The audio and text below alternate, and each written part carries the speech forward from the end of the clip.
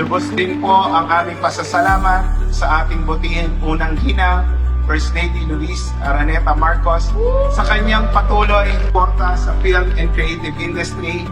Dahil sa kanyang patnubay, patuloy nating na ipagmamalaki ang talento at kultura ng Pilipino.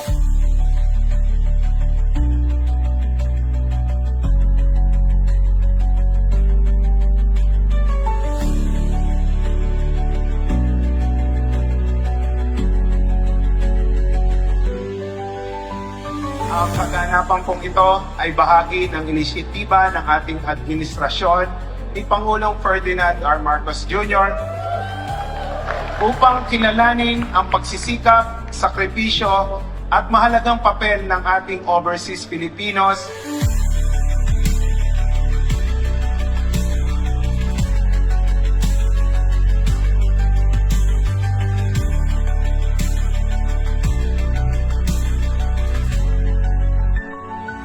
Ito ay isang paraan ng pagbibigay pugay at pasasalamat sa inyo.